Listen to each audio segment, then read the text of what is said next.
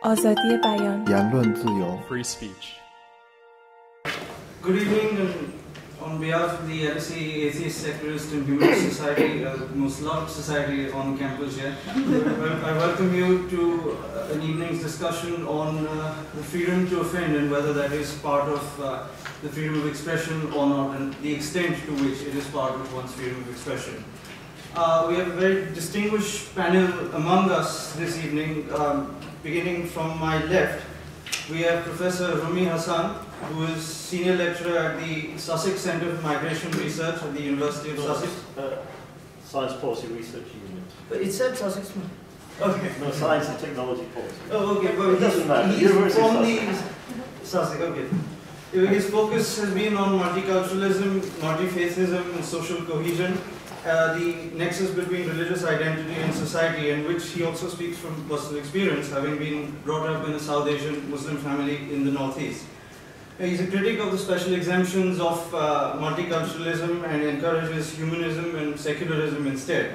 And he's written 2 books on the subject, Multiculturalism, Some Inconvenient Truths, and Dangerous Liaisons, the clash between Islamism and Zionism. To his left, we have to his right, we have Gita Sahgal, who is co-founder of Southall Black Sisters, Women Against Fundamentalism, and most recently of the Centre for Secular Space, and also the inaugural head of the Gender Unit at Amnesty International. She's also a vocal opponent of fundamentalism, religious fundamentalism and its role in the oppression of women, an advocate of universal human rights, and she's also written and produced documentaries on these subjects, but most pertinently on the Rushdie affair for Channel 4. And Salman Rushdie was one of the many people who spoke out in her support when she left Amnesty International, citing irreconcilable differences over its relationship with the organization of Mozambique, who is unfortunately not with us today because he is accommodated at Her Majesty's pleasure. And to my left here, Professor Brian Winston, Professor of Communications and holder of the Lincoln Chair at the University of Lincoln, who's also previously held posts at the UK National Film and Television School, NYU, etc. On free expression, he's written 2 books, including most recently A Right to Offend, which quite prescient, in which he provided an account of the current state of free expression in the Western world, analyzing the most pertinent cases of conflict on this issue, examining cultural legal aspects of this. And he engages with his wider interest in the way in which free speech operates and is defended, and how it informs or is central to journalistic practice and media freedom more generally. And to my right here, Professor Timothy Garton Ash, historian and author and professor of European Studies at Oxford, an expert on the contemporary history of Central and Eastern Europe. He's been columnist for The Independent and The Guardian, among other things, and has written 9 books, received numerous awards on history. One of his key interests has been the challenge of combining freedom and diversity, especially in relation to free speech, and his current research focuses on free expression and mass migration.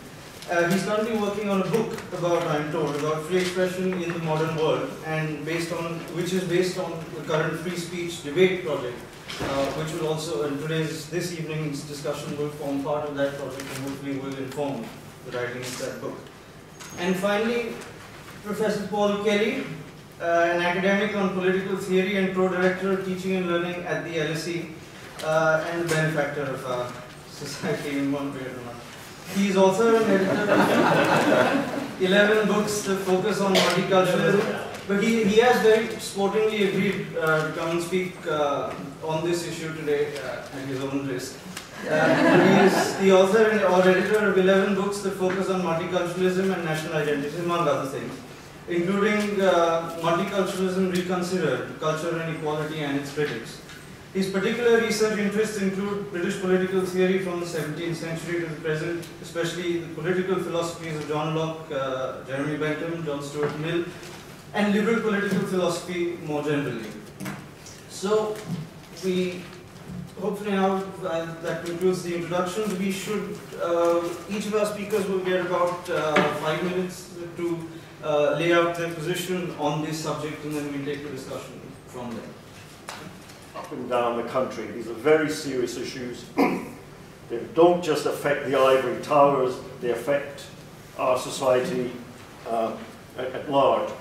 And I've been quite keen to, if you like, make my views known. And so I've written articles and letters on this issue. In fact, just this today, I have a letter in today's Independent. In Saturday's Independent, the editor talked about the importance of freedom of expression and that the Independent would support it. So I wrote saying, good, but he mentioned two cases. One is the charge of blasphemy against a Pakistani with British citizenship. The second is the pulling by Penguin India on a book on Hinduism, okay? So in my letter, I said, great, you know, that's good. But the trouble is, the danger to freedom of expression is also affecting us in this country. Whereas in India and Pakistan, freedom of expression is pretty much prohibited. That's why the blasphemy laws rule supreme. In this country, we are supposed to be having freedom of expression. So I encouraged the Independent to carry on by raising the clarion call of freedom of expression. And I concluded my letter with a reference to a resolution passed by the Parliamentary Assembly of the Council of Europe. This is a resolution 1510 in June 2006. This resolution was passed in the aftermath of the Danish cartoon crisis. Now, what I want to do, I don't know if you can read it, I've tried to get Chris to enlarge it, it's just to read you the first paragraph, okay? The Parliamentary Assembly of the Council of Europe reaffirms that there cannot be a democratic society without the fundamental right to freedom of expression. The progress of society and the development of every individual depend on the possibility of receiving and imparting information and ideas. Now, this is very fundamental, this statement.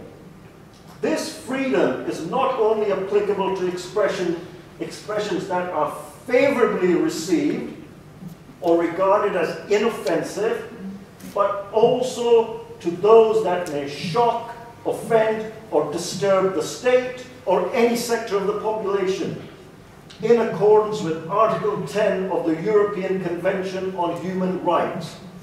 This should be given to every academic and to put in front of their door if they're serious about being academics, about being interested in progressive society, if they're interested in knowledge.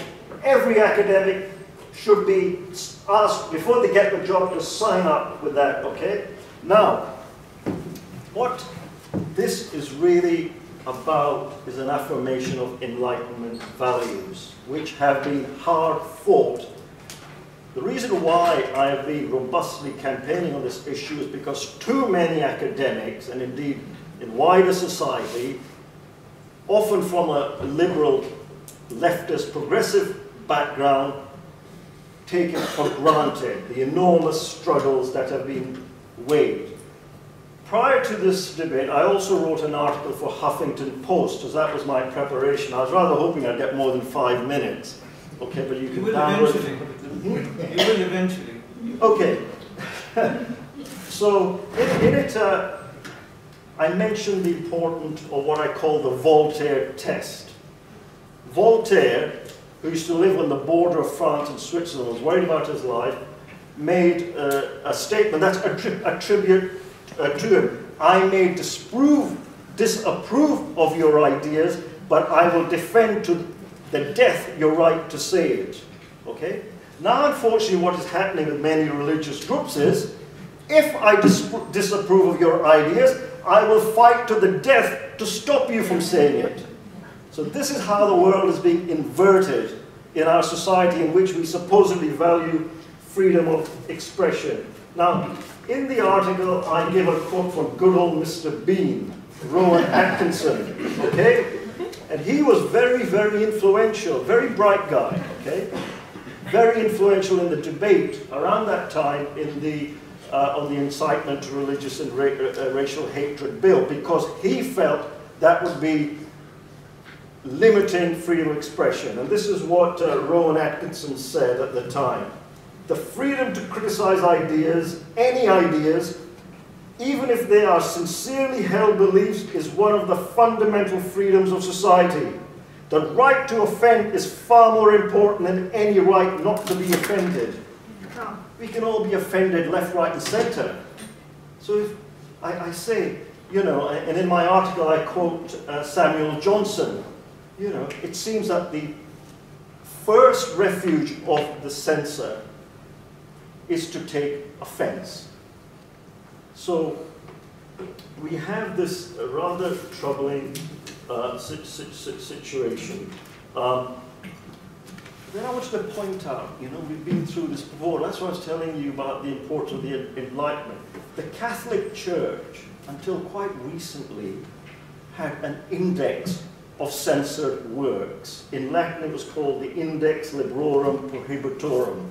These were prohibited works, okay? Now, what is happening with the forces, what I argue are of the counter-enlightenment, what I actually would prefer to call the forces of endarkenment, is to bring such an index through the back door. They all have their indices.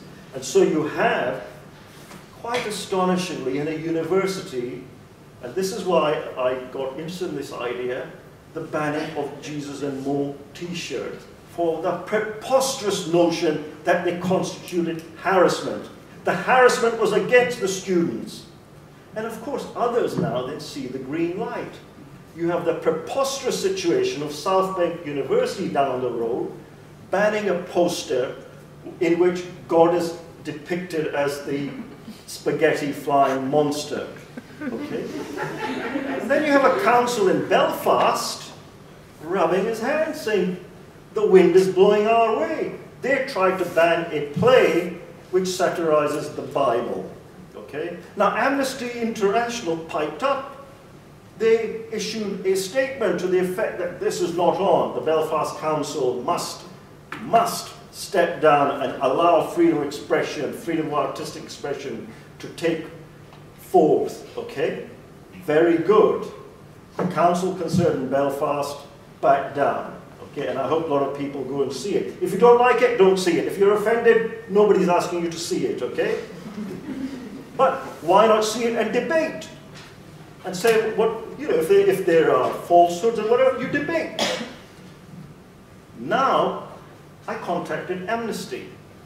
I sent them my article in Huffington Post, and I said, can you please provide an explanation as to why you have given support to the play in Belfast, but you have given no support to the widespread censorship now of the Jesus and More cartoons. This was only last week, so far I haven't had a reply. Nor would you get one. Oh, of course. No, I spoke to one of the bigwigs I just want to say that you have to put these progressive institutions who do great work on the spot, because they often do this unthinkingly. I said, why your double standard? Please explain. And they should explain. Now, they might cook up, okay? The only limiting factor to freedom of expression is incitement to violence, okay? So you don't incite violence. John Stuart Mill argued if there's a clear and present danger of somebody being harmed, physically harmed, okay? So that's why you don't shout fire in a packed cinema hall or theatre hall if there's no fire, because that can lead to injury and harm. So in conclusion, my plea is that academics must pass the Voltaire test if they're serious about being academics. This is a very, very serious issue which people have fought for and died for in centuries past and are doing it. If you do not support freedom of expression, then you have no right to complain against what the Pakistani government is doing to Muhammad Asghar. You have no right to complain about what the Hindutva movement in India is doing, banning books on Hinduism. You can't complain if the Indian government says, well, that's our law because we are very sensitive to religious feelings, okay? That means you are no help to people who want to, as that marvelous first principle says, move the progress of society forward. Thank you.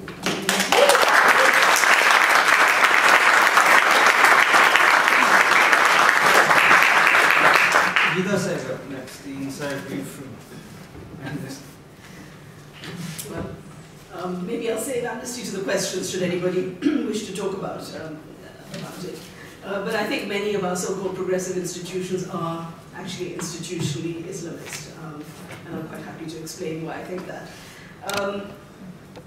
I'm really happy to be on this platform tonight, and I'm particularly happy because Abhishek and Chris and I are all nominees for Secularist of the Year Award.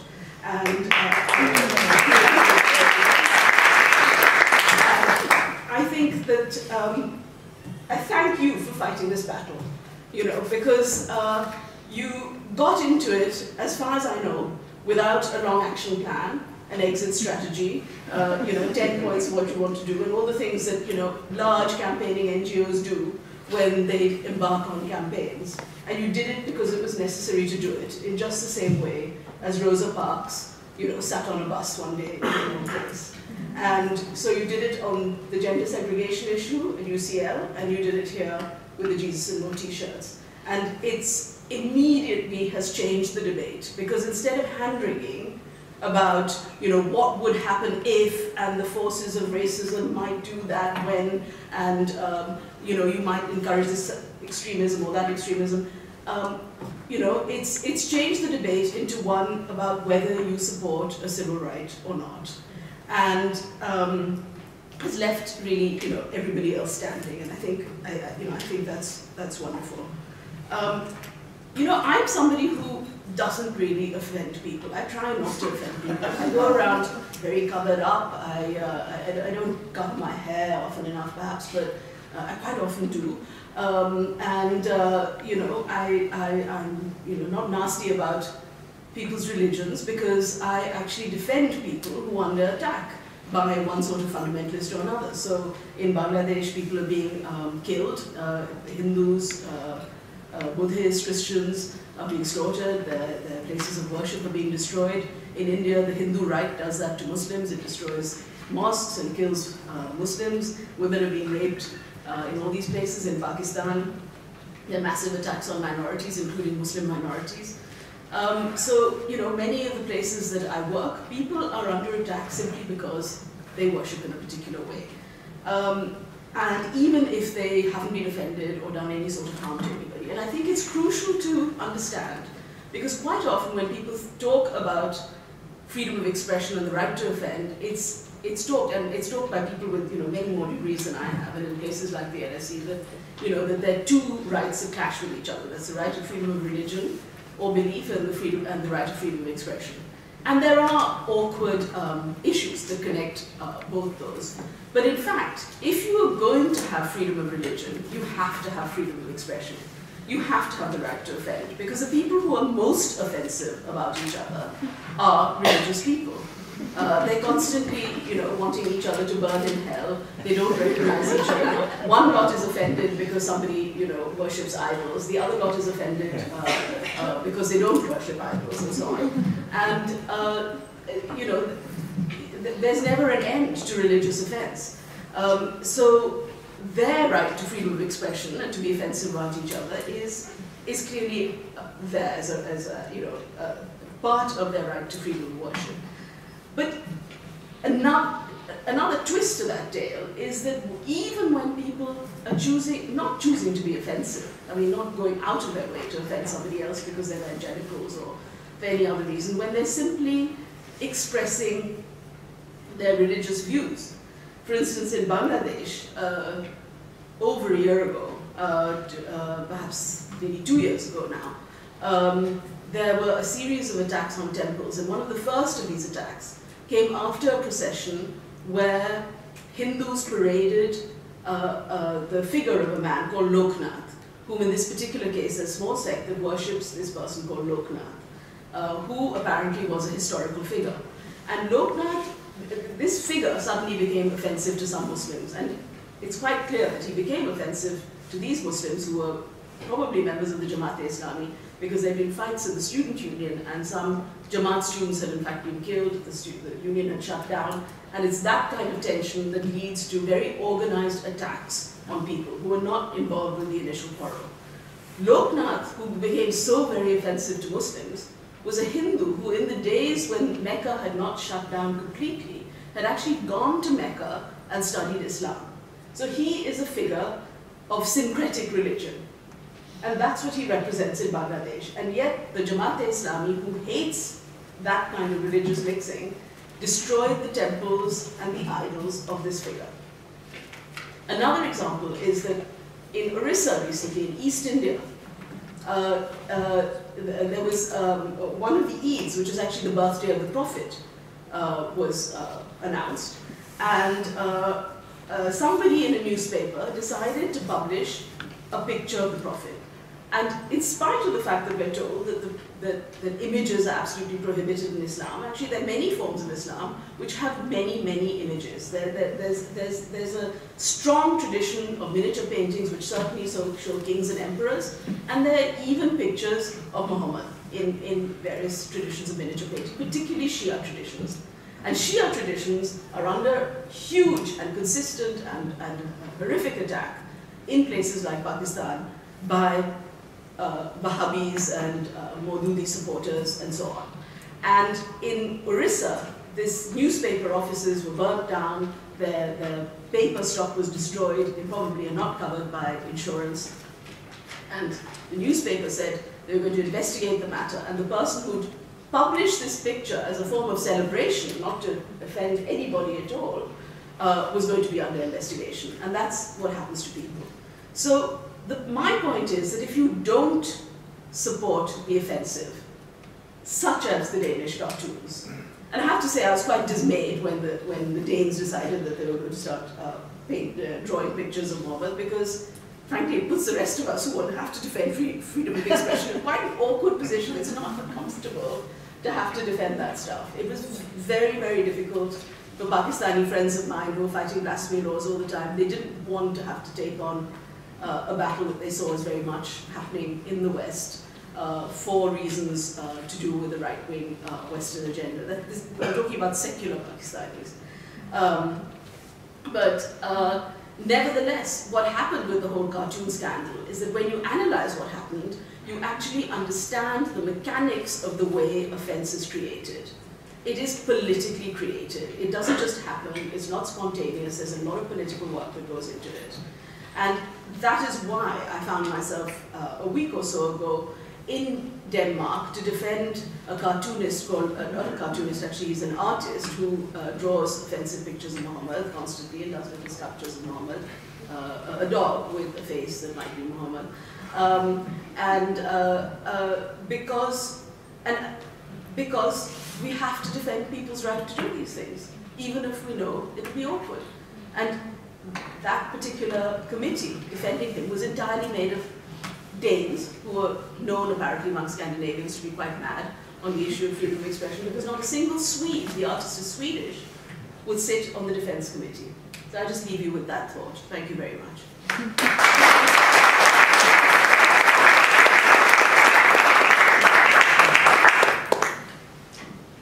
Professor Winston? Well, I shall try and be brief. It's been mentioned already that there is a paradox here, which is that you really don't know you've got freedom of expression unless you have the right to offend. If you're only allowed to say what doesn't offend anybody, how the hell do you know where that limit is? You know it because of what some consider offensive. So I think the question then of freedom of speech becomes utterly critical to the whole enlightenment corpus of human rights, because without it, in my view, you cannot have any of the others. This is again another, if you like, paradox. the right to life, the right to due process of law, the right to an education, etc., and the right to freedom of religion, etc., all absolutely depend on the right to talk about it. And if you don't talk about it, if you can't talk about it, then you cannot guarantee any of those rights. So there is that essential paradox. It is not, however, a straightforward matter, because the right to offend, the right to free expression, cannot be absolute. There's a sort of antinomy here. There's a conflict. Because without question, words, etc., expression can hurt. And the million principle is do no harm. So what we're now talking about is something slightly different. We're talking about harm, doing harm. My locus classicus for that is Jefferson, not unnaturally, who in a pamphlet in 1787 wrote, "It matters not to me if my neighbour says there are 20 gods and none. Does not rock my pocket, does not break my leg." Now, he obviously had an idea, which was of course the legal framework at that time, that you had to demonstrate damage, and we still have that.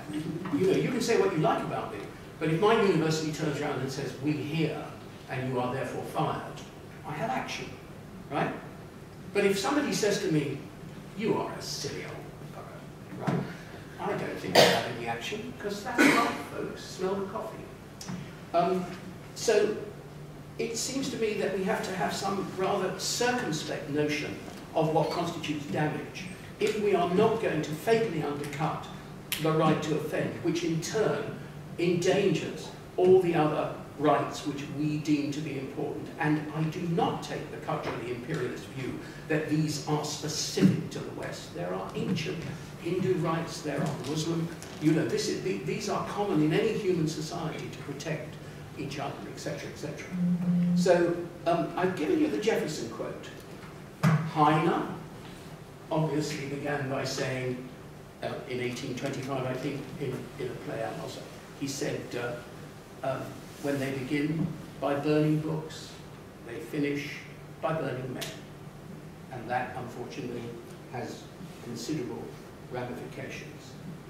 It was Louis Brandeis who said, "The answer to evil speech is not enforced silence. It is more speech," which is exactly what we're engaged on this evening. Braudel, the French historian, said if you put all the problems that have confronted the West from ancient times into the present into a computer, the word that would come out, the concept that would come out as being the one that crops up most often as a problem is liberty. And Braudel adds the variant, taking liberties. Where am I? I hesitate to add, given Professor Kelly's expertise, but this actually illustrates, if you like, the ambiguity of the problem. And I'm sure you will recognize it. And vero equiti regiliosis praetextu alios vexat, lacerat, spoliat, jugalant, id amico e benignio animo agant, ipsor testo conscientam. Now, said John Locke, I appeal to the consciences of those that persecute, torment, destroy, and kill other men upon pretext of religion, whether they do it out of friendship and kindness to them or no. And obviously this speaks to the antinomy, this speaks to the problem of who is more damaged. Folks, 3 weeks ago, no, 14th, Valentine's Day, 25 years ago, it was the day of the fatwa against Rushdie, right? It seems to me that all of the talk about words harming, etc., was self-attested. At the end of the day, it is very difficult, I think, certainly from the legal point of view, not to assume, not to accept that the person who was really damaged by those actions was not Rushdie's words offending the people who were quite genuinely, I accept that, offended. It is their actions against him which constitute, in law, the assault. And I think that really we have to stand up now. And it's been mentioned by my esteemed colleagues that we have a body of values here which we describe as Western Enlightenment, which I think are far more universal than that. Yes, of course, the guys that came up with them were misogynistic slaveholders, etc., etc. We understand all of that. But nevertheless, all of the things that we value and deem to be important stem from that. And we should not be mealy-mouthed about defending them. And I think that's where we are at this point, 25 years on from this, I think, still extremely significant event of the fatwa.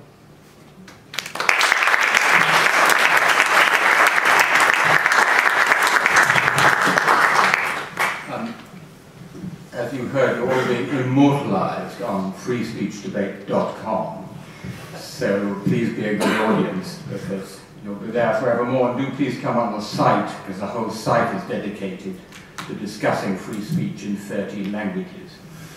I will start by telling you 3 things that happened in a certain country. A student one night said to a policeman, "Excuse me, do you realize your horse is gay?" He was arrested and spent a night in jail. A 16-year-old schoolboy held up a sign outside a Church of Scientology headquarters. The sign said, "Scientology is not a religion, it's a dangerous cult." He received a court summons, a 16-year-old. A Christian street preacher held up a handmade sign. It said, "Jesus is Lord in each corner," and the main text said, "Stop immorality, stop homosexuality, stop lesbianism." He was not just arrested, he was actually convicted. What was the country in which all these things happened? It was England, the land of free speech.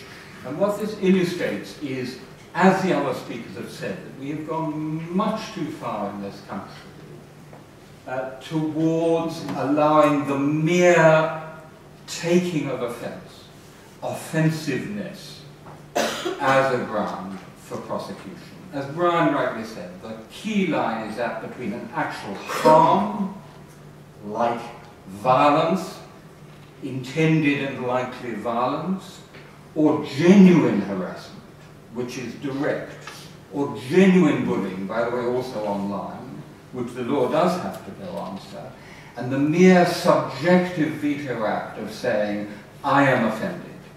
And the trouble of going with offensiveness is that, as Gita says, it encourages people to take offense. It positively incentivizes, and the more violently you take offense, the better your chances are of getting a hearing and shutting other people up. So it is an extreme version of what in the literature is called the heckler's veto.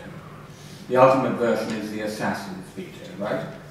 No one has a right not to be offended. By the way, I think it's important, since we seem to be in rather danger of unanimity along the panel here so far, and since this is a secularist society, to say that a secular public sphere is not a secularist public sphere. It is not a public sphere where only atheists and humanists and secularists feel comfortable. So my third example was a Christian fundamentalist who wanted to stop homosexuality, which he regards as a sin. He has a right to be heard along with the school kid and the student. I think that's important to say. Now, since there is this danger of unanimity, and since almost purely by chance I'm the warm-up for Paul Kelly, let me provoke you a little and ask you to think about the specific position of a university, right? So we've been talking about the public sphere as a whole, and what the law should do and what the norms should be in the public sphere. University is a rather special place, because on the one hand it should be the place where we have the most free expression and exchange of ideas and language. It should be the place where the most unsayable and unthinkable and extreme and outrageous things should be advanced. Like that Italian guy, remember him, who said, "Hey, you know, I think that actually the Earth goes around the Sun, not the Sun around the Earth. Absolutely outrageous, ridiculous idea. Yeah? Or the person who says homosexuality is a sin, or the person who denies the Holocaust, or who says Churchill was responsible for the Second World War, or who argues that women are worse in some subjects than men, as the president of Harvard did the other day, you may recall. All of that is clearly, I think John Stuart Mill is about to be quoted on my right, in Mill's spirit, that even a falsehood, a false thesis, may challenge us to re-examine our own assumptions, that the sword of truth has to be kept bright by being tested even against the size of falsehood. Okay? So all of that has its proper place in a university. On the other hand, a university is a place where every voice should be capable of being heard and people should feel free to speak. And so I want you to think about, please, what you think should not be said in a university. Is there anything you think should not be said in the context of a university? What about, for example, the actual advocacy of terrorism? The actual advocacy, I don't mean understanding why terrorism comes about, but the actual advocacy of terrorism. Do you think that's okay? Or let me give you an example from another great university, Yale. Okay, so a fraternity at Yale thought it would be funny for their frat kids to go around blindfold, chanting very loudly, "My name is Jack, I'm a necrophiliac, I fuck dead women." And no means yes, yes means anal. Okay? Fine by you? In what context fine? What context not fine? I'd be interested to hear your views on this. I mean, by the way, I think Jesus and Mo were way within the line, and I think LSE has already acknowledged that, because it is satire, it's clearly satire, it's funny, it's expressing a point of view about religion. I think there's absolutely no question about that. But I don't think our sort of enthusiasm to support you in that position should lead us, and also in the spirit of John Stuart Mill and Voltaire, to jump the more difficult question, which is there anything you think should not be said in a university? And I hope we can talk about that in the next hour. Thank you.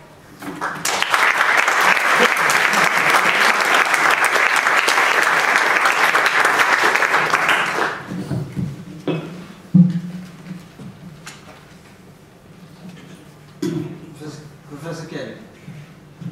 Thank you very much. I fear I'm going to disappoint you all by largely agreeing with every other member on the panel. I know I have a reputation for being the scourge of atheism, but I am not conducting a single-handed attempt to stamp it out. Actually, my views are rather similar to those expressed by a number, not all colleagues. Our first speaker I am going to disagree with. Can I start, not with John Stuart Mill, because I think we've already heard about John Stuart Mill, but I will come back to him, but just with principle 4 of Tim's free speech debate, 10 principles from the free speech debate. We speak openly and with civility about all kinds of human difference. And I think it's the "and with civility" bit that I am interested in, okay? One of the reasons I like John Stuart Mill is John Stuart Mill has a very, very clear view on liberty. John Stuart Mill also has a very, very clear view on religion, in that, having never been religious, and unlike most Victorians who lost their religion and had hang-ups about it and transformed their liberal politics or their religion into a kind of liberal politics, Mill was always a secularist. He is somebody who never had any beliefs to lose. So in one sense he didn't really get religion, and he doesn't have a hang-up about it.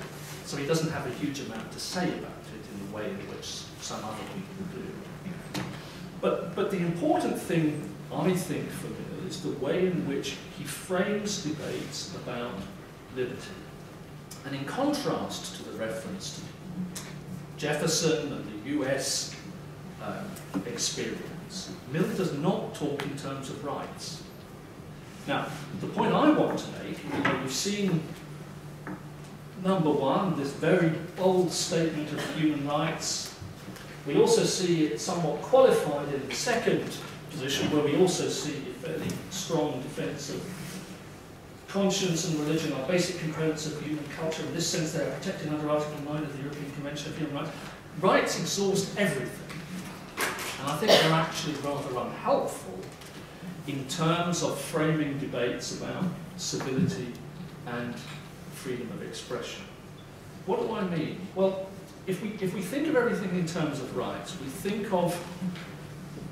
traditionally we think of frameworks which place parameters around individuals and specify the space within which they're sovereign to do whatever it is they want to do. Now that's good in one sense. We want political and legal rights that protect us from the intrusions of the state. We want rights that stop other people turning up in our bedroom because they just want to sleep in our bed without our consent, or take our stuff. But that idea of an empty space surrounded by these rights leaves us with a lot of other questions that we need to address when we're thinking about freedom of expression, freedom of association, the value of freedom, what we intend to do with it, and so on.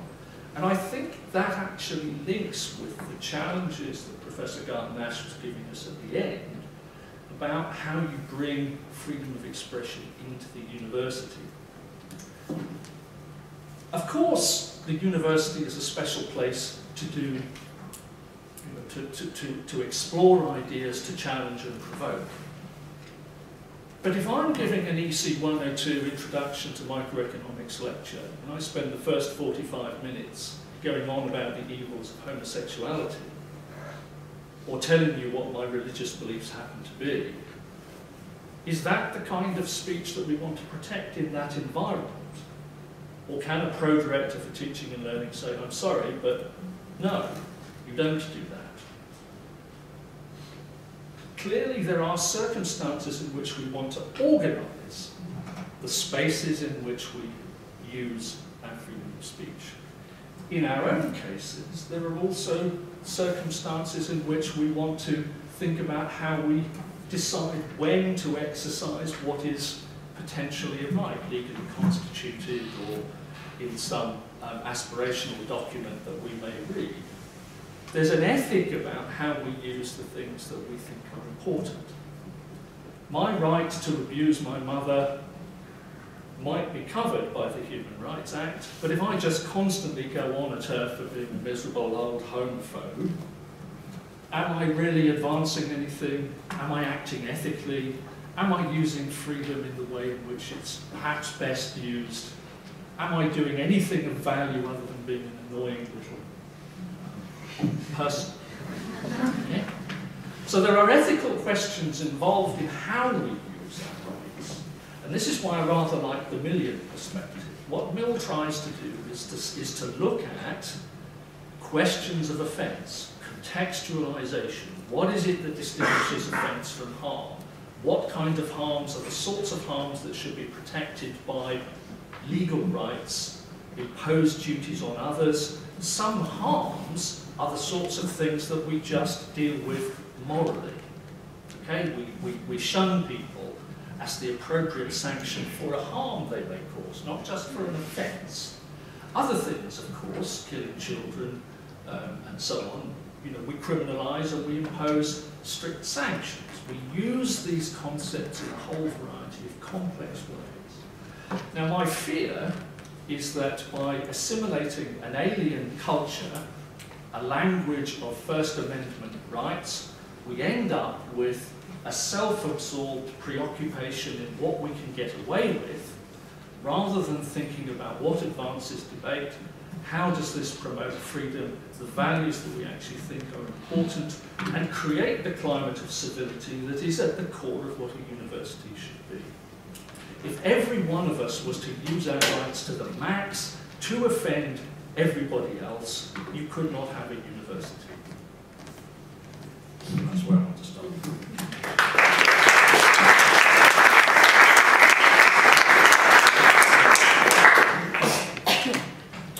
Alright, now for the next half an hour, we should have an open discussion between the panelists. Perhaps I could try and stoke some disagreement between them or create divisions. Professor Kelly, do you think there's a division between frivolous criticism of a belief, a lampooning of a belief, and serious criticism, or something of the difference between a cartoon and an academic article that might be equally offensive? Or do you think the form of criticism is irrelevant to the... Well, of course, context matters.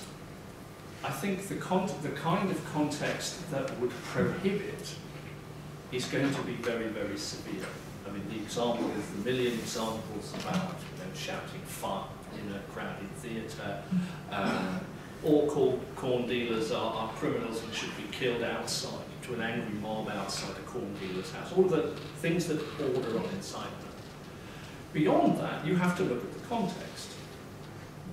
The context always matters. I mean, in a way, the trouble is once you start to try and turn this into a conflict of rights or a way of putting rights together in a way that's compostable, you end up with the sort of craziness that the current position of the United Kingdom's legal stance on freedom of speech is in, where you have actually conflicting pieces of legislation that pull in different ways, because you're trying to satisfy everybody's rights and make them all fit together. And of course you can't. There are points at which you have to choose, and you have to allow something to come into conflict.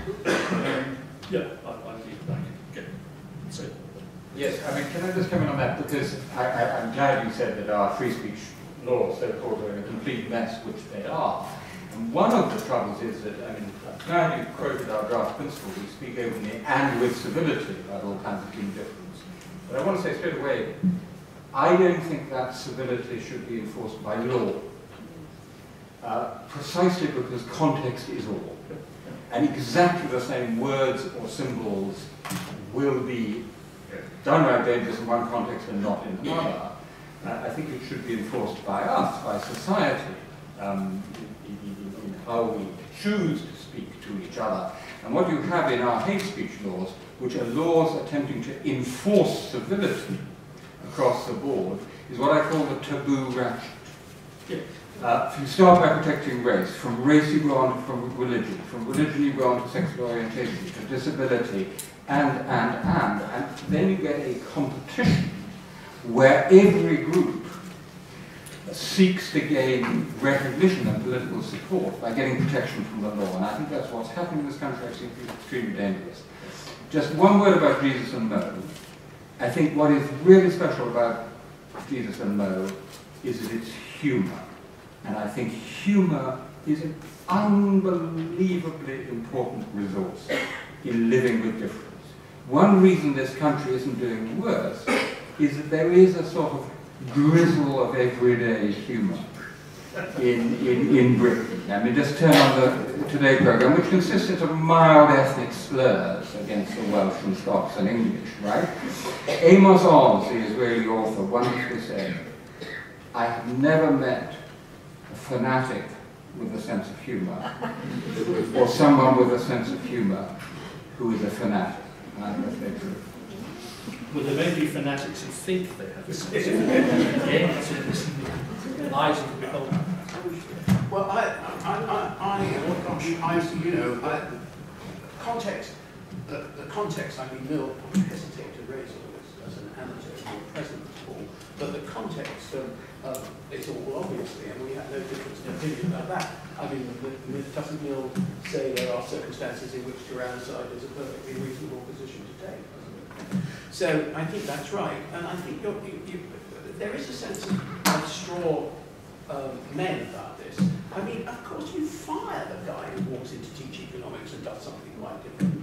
I mean, you have a contractual relationship with him. You know, he's supposed to teach the students economics, right? You can turn around and say, "I'm sorry, that doesn't mean you can say what you like about anything." On the other hand, it does mean that he can say what he likes about economics, it seems to me, and therefore, you know, that would be, I think, a fundamental problem. And as for somebody abusing their parents, there are rules, you know, nobody is saying, there's a straw man about those of us that take a fundamentalist position vis-a-vis the right of free expression, right? And it's always that our opponents want to carry the ball far farther, or certainly than I would want to carry it, because I also obviously believe in civility. But I must say, I am confused by the notion that you know, a body of political thinking, and again, gosh, rowing with senior faculty members in this field in one of the world's great universities, takes some nerve. I thought this was as far as I was going to go with nerve.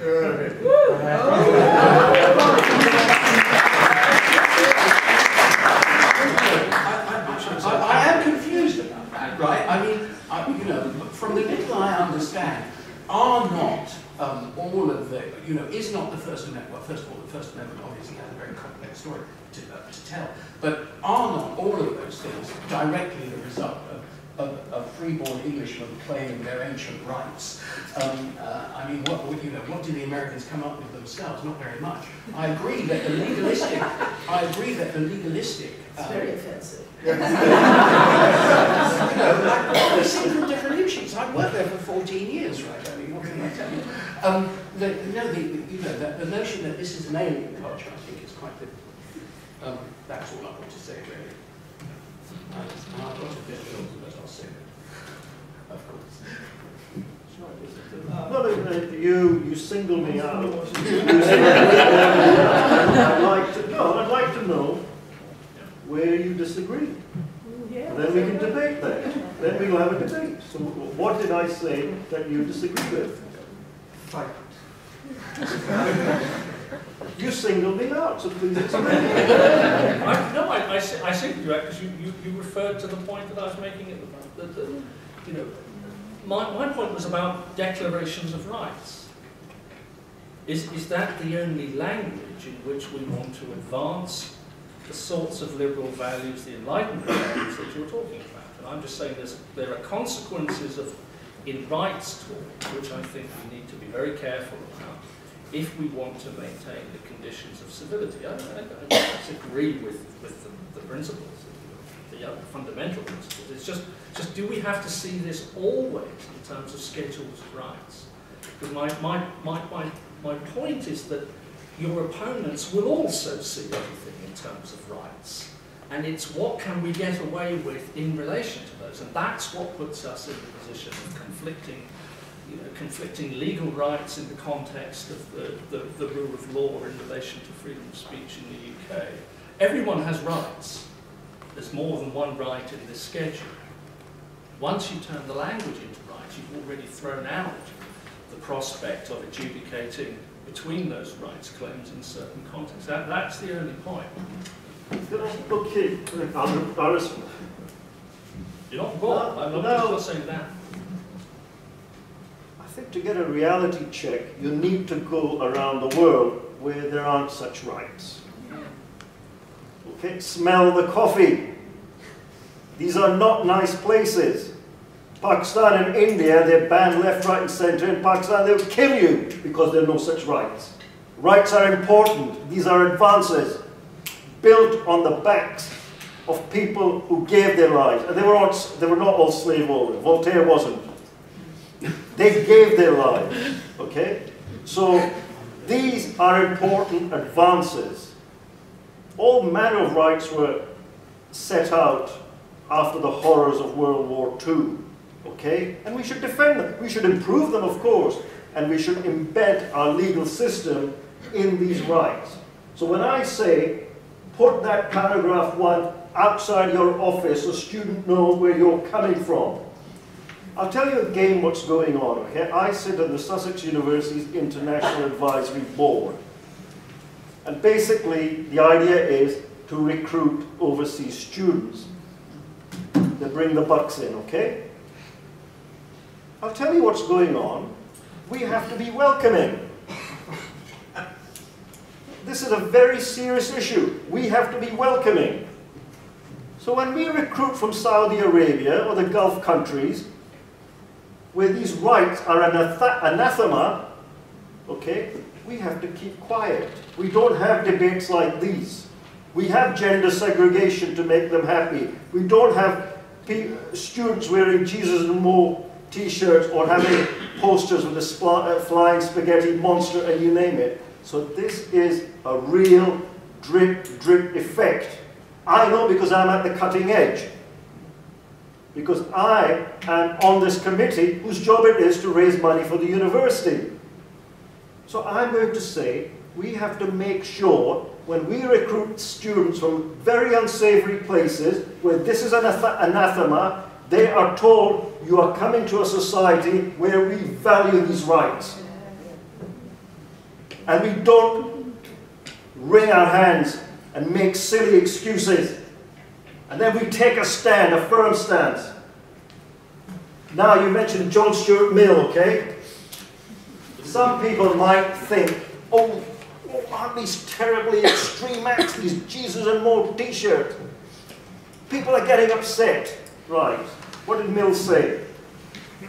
Civility, okay, but he had something far more powerful to say on liberty, okay, and its limitation.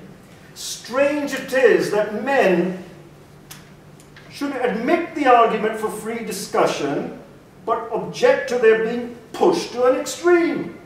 Not seeing that unless their reasons are good for an extreme, they're not good for any case. That's Mill's response to Paul Kelly. And we should raise that banner, especially in a university like that. These are you know what? I have had threats from Islamists. I'm from an Islamic background, you might guess from my name. They don't like me. Okay? And there are a number of us like that. I'm in the ivory towers and I can, I can write like in today's Independent, have a letter and I can cage it in flowery language. But there are those who LSE management protected by banning the Jesus and Mo cartoons. That's why I'm so angry about this, who want to take the likes of me out. They want to do real harm, as they do in India and Pakistan. These are the stakes. So you better raise the banner, raise the rallying call for freedom of expression, and take on these pre-Enlightenment thugs and barbarians. Otherwise we're in trouble.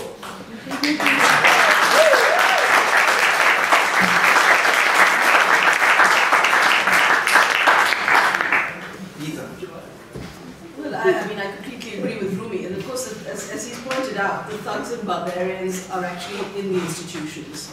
It isn't just bearded men with rolled-up trousers, who might be a danger.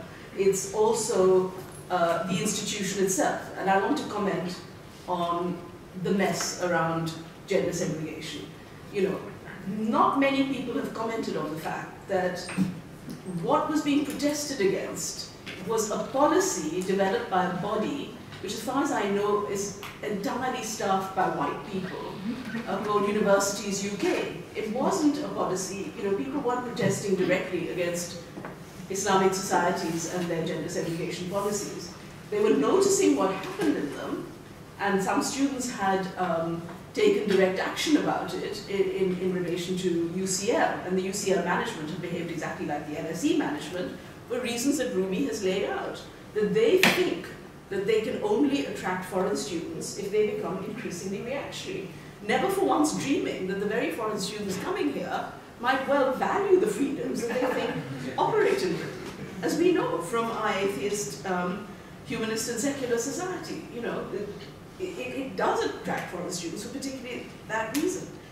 So the university, either the individual universities or Universities UK, had a guidance, a very turgid guidance booklet, leaflet, not more than a leaflet, which perhaps proves Professor Kelly's point that just talking in a rights language can lead you, I can agree with you that we must defend rights, but there's a lawyer-like, arid way of talking about rights which can turn them on its head. So what they were tasked to do, as far as I understand it, was there was a worry about extremist preachers and so on coming to universities. They were tasked to say, how do we handle this without issuing banning orders? How do we ensure that there is a debate, but how do we not get taken over? And they were mindful of government security policies, they were mindful of their corporate interests, of attracting foreign students. They were trying to balance all these rather odd things. And in the course of that, what do? They hand a charter to extremist preachers to determine what happens in the public square at the university, and to segregate spaces on the grounds that this is their religious right. So actually you might argue that the gender segregation policy forbidding gender segregation is a limitation on freedom of expression. Is it? I don't believe it is, because it's looking at other implications of gender segregation, which is organized, institutionalized equality. So here is the paradox. The Universities UK, apparently to defend standards at universities, institutionally hands a platform to Islamists to do exactly what they want, and to then come after people like Rumy for being unreasonable. You know, it's appalling. And so it's very good that students have actually stood up against this. And it is only students, because the lecturers have not been able to. So Radha Bhatt, who commissioned at Cambridge, who commissioned a legal advice, which actually, you know, came out with the advice that actually that kind of gender segregation is unlawful because it's discriminatory. And it's, you know, therefore there's a reasonable limitation on a speaker's religious right, so to speak, to enforce it. You know, I think that's a paradox that we're living with. I think those are all very good points. I mean, I certainly don't think that the UUK guidance note is helpful, but we need to step back and look at the legal context within which that guidance note was developed. And this is why I come back to the point about rights. The rights were presumably enshrined in current legislation. Now, it may be that council's judgment can be challenged, but it will only happen when somebody's brave enough to bring this to court. And you know, to be fair to council who advised the UK, that was in her. This is simply one person's interpretation of what the law allows, and therefore that universities need to be aware of in recognising their legal obligations. Now, of course, it's open to universities to challenge that. It's open to anyone to challenge it, but there hasn't been legal challenges yet, so it's a legal grey area. And this is the point about rights. When you start this rights discourse, you don't actually determine the issue. You just leave ambiguous conflicts between rights. And that's the thing I find unhelpful in this discussion, because we're then talking about either aspirational rights, human rights that there should be. On that I agree with you, there should be far more human rights. But there should also be people who aspire to human rights acting on them. Rights themselves don't protect anybody. Rights are simply calling on paper, as Jeremy Bedford said. Unless rights animate people in their actions, unless they're used, they mean nothing. Political and legal rights, or whatever the appropriate legislatures identify, whatever they say, the question then is bringing the aspirational rights and the legal political rights together, and that's where the conflicts arise. It's not that UUK is committed to gender segregated events, of course they're not. It's not that universities, but they do have to live within the legal framework presented to us by the state. Now, I'm quite happy to accept that the 2010 Equalities Act, with its protected characteristics, was a mistake. But whilst it's the law of the land, we can't ignore it. No, but the Equalities Act is precisely what protected people in saying that actually this gender segregation is a whole load of bollocks.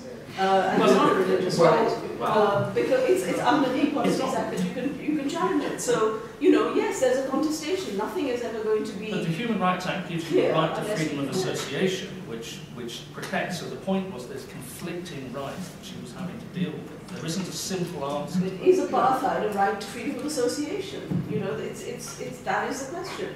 Is a form of apartheid, and I think the students, when they were campaigning on it, made that direct link between racial apartheid and gender apartheid, that it would be abhorrent to say blacks must sit at the back of the room, or it's not good if they sit at the back, but if they sat on the side, carefully separated, it's fine, because there's a kind of equality. I mean, that was what apartheid claimed to be. It was separate but equal. It was nonsense, but that's what they claimed. But if we made the law that way, by mistake or by oversight or so on, until we change it, challenge it. Yeah, well, that's what we should do. I mean, that's the whole point. That's exactly. In other words, we have got ourselves into this unbelievable mess where we have a legal framework which is self-contradictory and incoherent, because the law is trying to pursue different things at the same time. It's trying to have this absolutely almost perfect ideal of equality between everyone, protected at a very high level by the law. Then it's trying to protect public order. So a lot of this shutting up of people comes under the rubric of public order, right? Those convictions were under the Public Order Act. Then you have the idea of community cohesion, which means the police going along to the people who put on the play about the Sikhs, Beshti, and saying, take the play off the stage, because otherwise there'll be mayhem. So you're shutting up the wrong people. Instead of shutting up the crowd, the mob outside, you're shutting up the people who are putting on the play. Then you have notions of economic well-being, national security, and so on and so forth. All these things. What this does, actually, Paul, in my view, is to make the case for a First Amendment. Yes. Because for all its faults, the beauty of the First Amendment is that every American, if they speak English, most Americans anyway, know that there is this absolutely simple principle: Congress shall make no law abridging the freedom of speech or of the press. And everything follows from that overarching principle. And I'm not saying we should take it over wholesale and just, as it were, unpack the IKEA box and take the whole American model. Because, no, you know, this is Britain, we do. But to have some, this is why I think we actually should have a Bill of Rights, to have some British equivalent of the First Amendment, some overarching principle, fundamental principle of free speech, from which we derive what we do about it. I think that's what we really need in this country. And if you guys want to start campaigning, I'd suggest starting campaigning for that. I think that, gosh, I think I'm on extremely thin ice, having dared to talk nil to you. I'm on even thinner ice by talking about the law. Certainly, any of my tutors would say that I was. But the point is that you know, the rule of law is the rule of law. The notion of conflict, of antinomy, etc., of confusion, is a constant. It's a constant, which is why we have systems of equity. It's why we have precedent. Precedent is enormously significant. The Supreme Court in this very area constantly changes its mind. Actually, constantly, slowly, it changes its mind. There is no question about this. As far as I'm concerned, we're in a mess exactly because, and I want to quote Susan Nyman, the philosopher, who says, and I'm quoting it accurately because I've got it here, confronted by intolerance, tolerance doesn't know how to behave. Tolerance is so well brought up that it can't respond to those who are not. So the question of civility is not our problem. We're always very civil. We're being very civil now. The fact of the matter is that we don't know how to respond to those who are not. And we have to come to a point where we say, as you were saying, not. And saying not means that if there's a complaint about this T-shirt, you have to say, as an institution, with all respect, not. I noticed today that this institution is ranked second in the world for my subject, media and communications. Well, with all the respect to my distinguished colleagues here, many of whom are my friends, I don't know how the hell you can start to teach that topic in a place that bans T-shirts.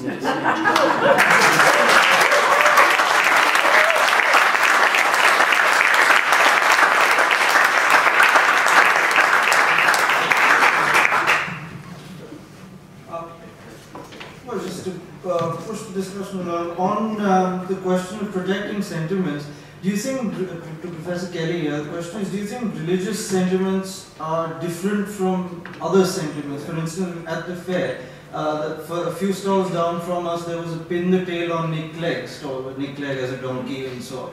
And now clearly, politically, that is of course offensive to those who look up to the Liberal Democrats. All 5 of them, yes. But do you think religious sentiments and political or economic views, that these are different things and should have different protections? Well, if you're asking me whether they should have different protections, Yes. the answer is no.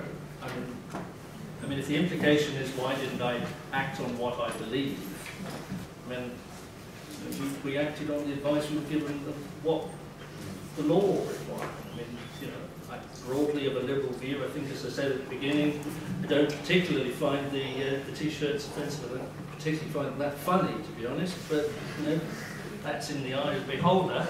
I hadn't got a problem with it, but that's not, you know, how officers under a system work. Do I think religious... Preemptive if you harmed. Sorry? You preemptively decided that they might cause harm, and nobody had actually complained about it. I mean, isn't that the reality? That there wasn't actually a single Muslim complaint about it. Well, the Islamic Society, when shown some of these T-shirts by, you know, an ex-Muslim who knew some of them, some of them giggled. You know, they just looked at them now. Okay.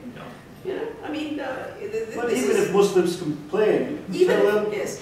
But no, the point is, I think it's important to remember that they didn't actually. No, but even if. Even if, exactly. But, you know, what we have is a culture of preemptively stopping this in case it might cause harm. Or so on the one hand, it has to be students who have to actively challenge legal advice. On the other hand, the university promotes, through its own legal advice, this preemptive notion of harm. I mean, this is, you know, it's very hard. You're making the most vulnerable people actually stand up and fight. It's damn good for them, by the way. It's very good for them. I was going to say, I think So I really ought to be up for a prize too. For I think there should be 3 of us up for this, actually. In that no one would have ever heard of you but for this. We will say we wouldn't be where we were without if we end up. I will remember that from speech. I'll be there at the front. Let's say the audience will say. The audience. So we ask the audience what they think. Yeah. We're ready. We're doing Eventually. Oh, I see. I have one question for Professor Winston, which I think as an expert. As you're an expert on the media, we've seen in the media reporting on the Jesus and Mo case, they tend to censor Mo in most of the reporting they do on the subject. Now they say vaguely it's because the media shouldn't offend minorities and so on. Some of them secretly admit it's because they want to protect their employees. What is your take on it? What should the media's role be in reporting such cases? Well, I mean, I think it illustrates Susan Nyman's position about not knowing how to deal with intolerance, and any protestation on the part of the media that they are behaving in an ethical manner and obeying some higher calling has to be taken with a considerable amount of salt. Clearly, they have to judge a market balance as between saying what the Daily Mirror readers want to hear and behaving like reasonable human beings.